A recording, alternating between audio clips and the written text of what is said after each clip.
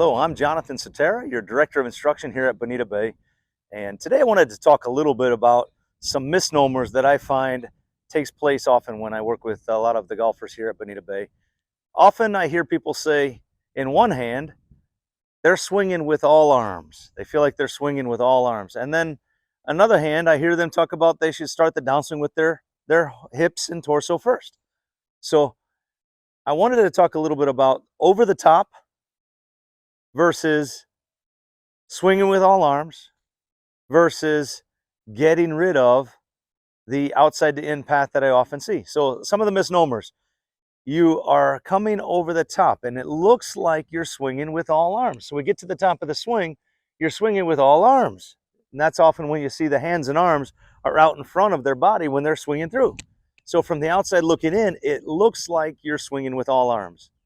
So I often then hear golfers say, well, you've got to swing with your hips. You're starting the swing with your all arms. So you get to the top of the swing, and if you start your downswing with your hips, often it throws things out and over the top, presenting the same exact look that you originally started with. So to me, I think that can be also misleading with regards to starting the downswing with your lower body and your hips and your big muscles, and also trying to get rid of an over the top move. So if we're going to be accused of swinging with all hands and arms, then let's initiate the downswing something a little bit different than what you might have been told in the past. So we get to the top of the swing.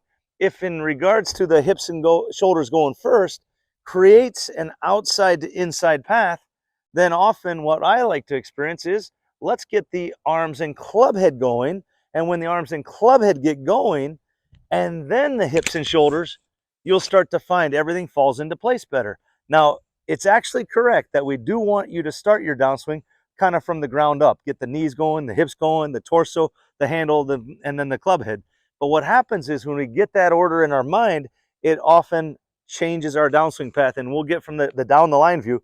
Hips and torso goes first, then your path starts to work a little outside, and then you start hanging on, and often a lot of things like the chicken wing have to start to happen. So just a good thought.